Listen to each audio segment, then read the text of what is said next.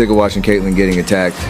If the league doesn't step up and protect her, things are going to get ugly real fast. Why has this story captured so much attention lately? Many people believe it's because influential voices across the basketball world are finally speaking up. During the Indiana Fever versus Phoenix Mercury game on June 24th, 2026, a controversial second-quarter incident quickly became one of the biggest talking points in the sport.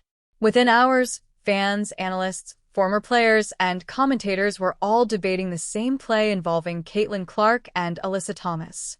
The sequence sparked widespread discussion about player safety, officiating, and the league's response. Even comparisons to how other professional leagues handle similar situations began circulating online. Much of the conversation also centered on comments reportedly attributed to NBA stars, including Steph Curry, whose perspective carries significant weight because of his experience as one of basketball's greatest players and his well-known admiration for Clark's game.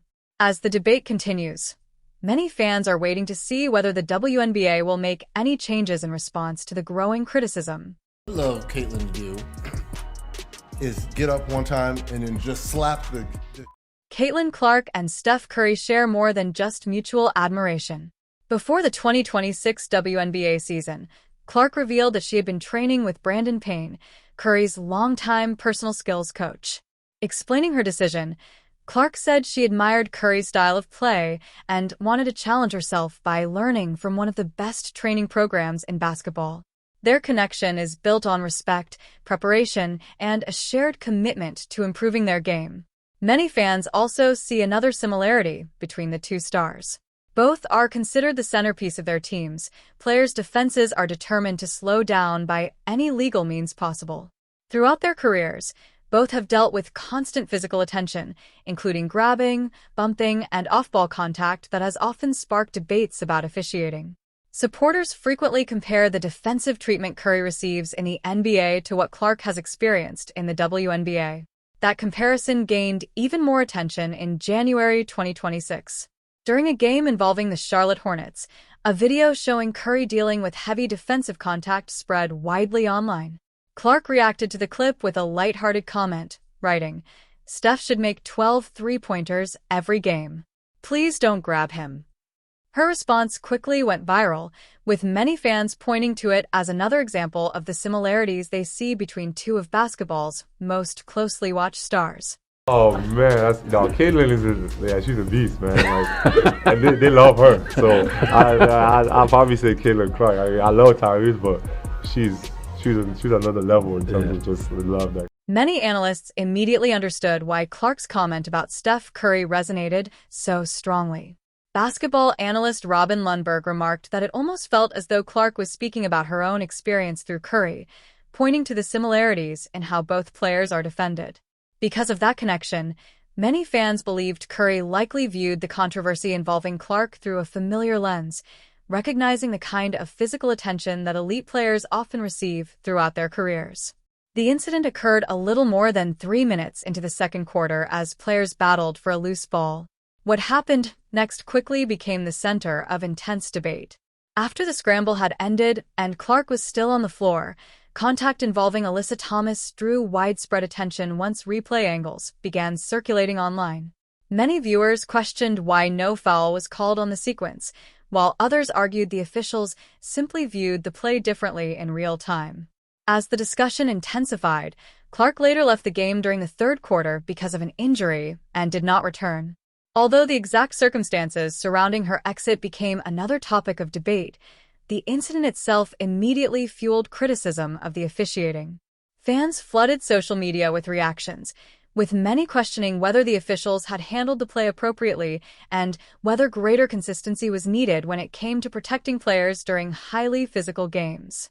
The controversy spread rapidly across basketball communities, with supporters, analysts, and commentators offering different opinions on the sequence.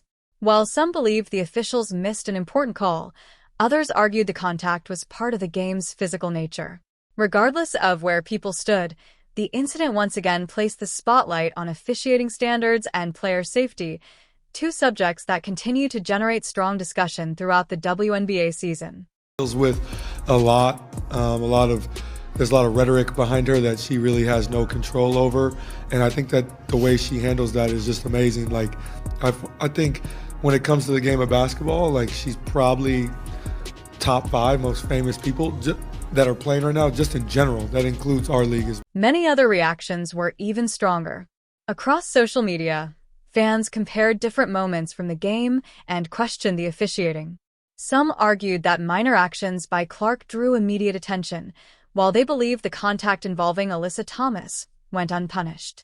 One user called the situation a joke and criticized what they viewed as inconsistent officiating. Others described Thomas as an overly physical player, while some claimed this was not the first time similar accusations had been made against her.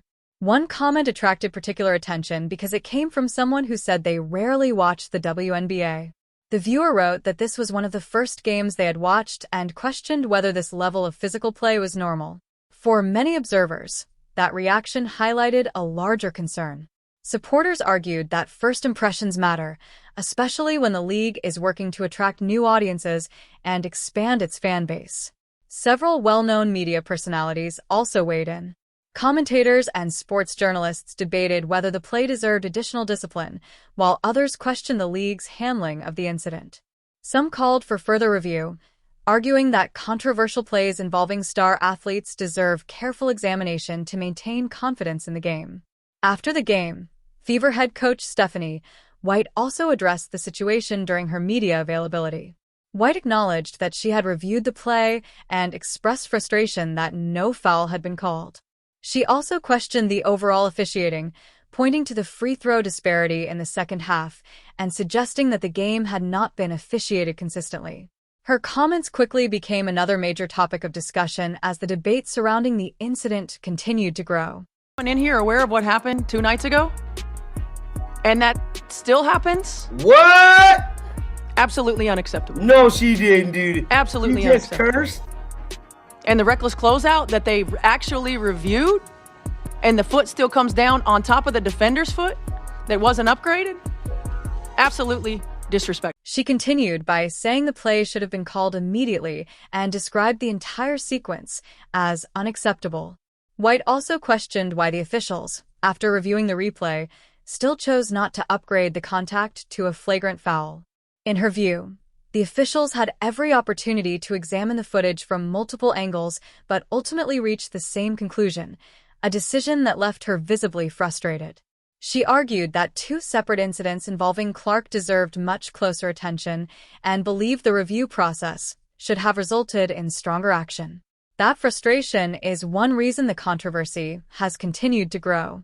During the off-season, Clark invested significant time improving her conditioning, strength, and overall game while preparing for the 2026 season. By the time this matchup arrived, she was playing some of the best basketball of her professional career. Following the disputed sequence, however, she was unable to finish the game, which only intensified the conversation surrounding player safety and officiating. Many supporters argue this was not an isolated moment, but part of a broader pattern they believe Clark has faced since entering the WNBA.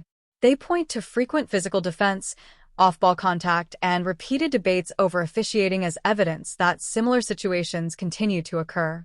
Others counter that physical play has always been part of professional basketball and that star players often receive extra defensive attention.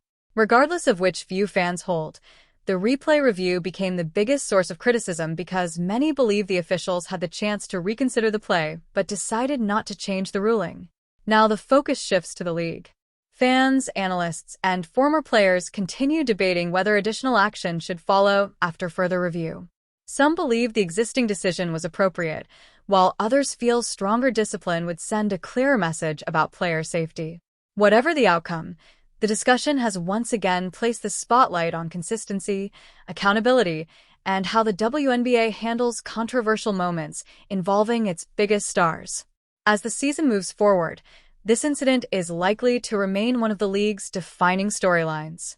Every future meeting between these teams will receive even greater attention, and every controversial call involving Caitlin Clark will continue to be examined closely by fans across the basketball world.